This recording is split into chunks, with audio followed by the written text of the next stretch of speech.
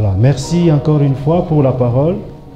Si on était dans une de nos universités en RDC, en tant qu'éditeur en chef de ces livres, j'allais dire l'étudiante a tout dit. Est-ce qu'on peut applaudir pour l'étudiante?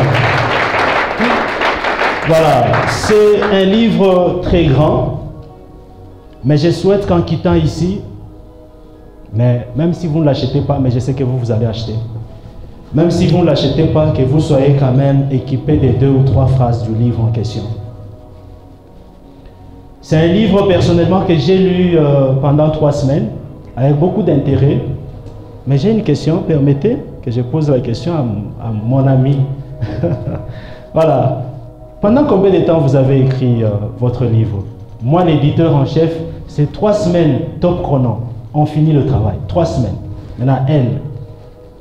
Merci beaucoup pour la question. En fait, j'ai commencé l'année passée au mois d'avril. Ah oui, avril l'année passée, avril de cette année, ça fait 1 année, donc elle a pris tout son temps pour... Est-ce qu'on peut encore applaudir? Ajouter? Merci. Je ne le faisais pas tous les jours. Donc quand j'ai un peu de temps, je le fais, j'arrête. Je peux faire 1 mois sans écrire. Quand j'ai encore un peu de temps, je le fais. C'est-à-dire, si tu ne faisais pas 1 mois sans écrire, tu pouvais finir dans 3 mois. Voilà, merci beaucoup. Qu'est-ce que j'ai retenu dans le livre? C'est un livre qui a 14 chapitres, hormis l'introduction. Je ne veux pas prendre tous les éléments de tous les chapitres. Je prends juste l'introduction. Pourquoi l'auteur a écrit ce livre?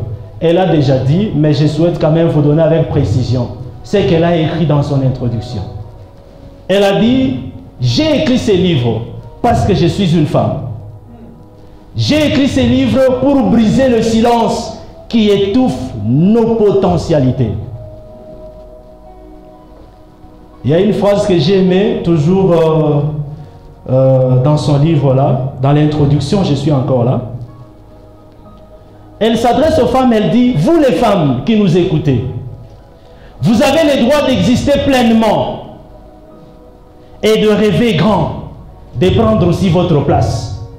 En d'autres termes, la place de la femme est déjà prise par quelque chose ou quelqu'un d'autre.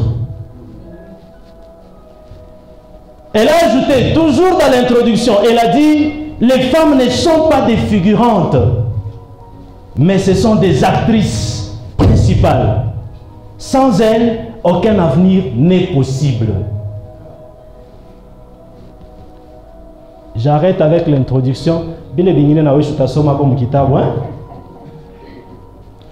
prends le chapitre 8, là où elle a parlé de la femme et de la foi. Femme, foi.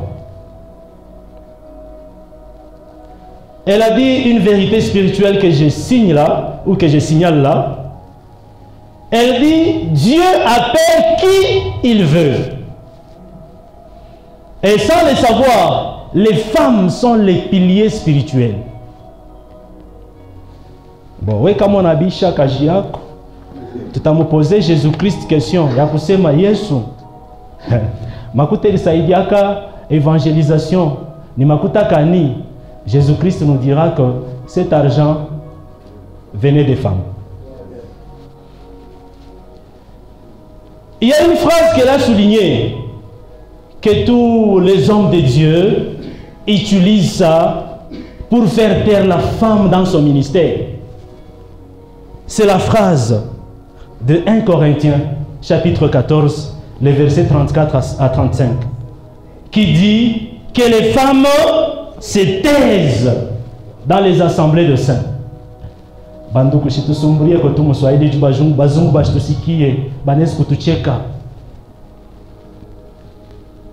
Ça dépend de quel contexte que Paul a dit ça.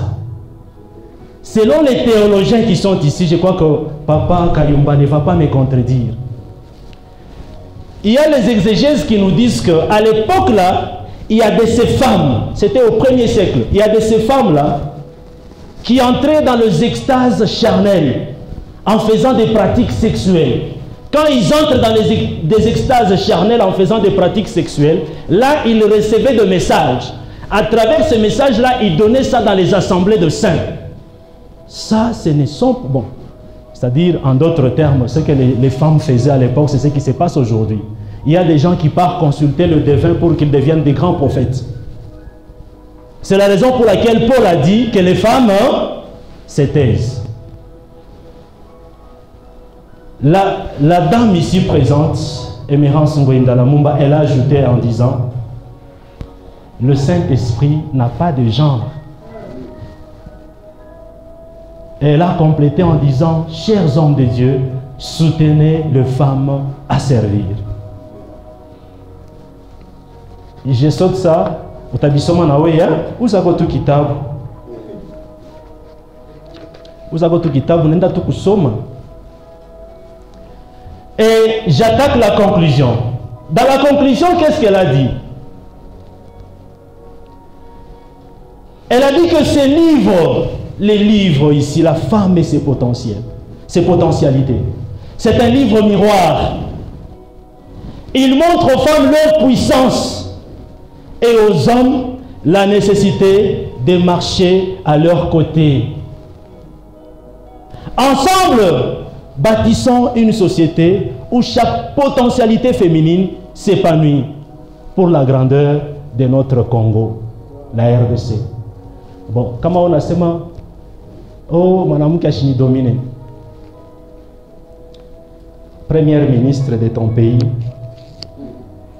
c'est un papa. Comment on a dit, oh, Michpende, Madame qui a imposé, Madame qui a tafanini. Tout comme là, ben. La gouverneure de cette province, c'est un monsieur. Que Dieu bénisse sa parole.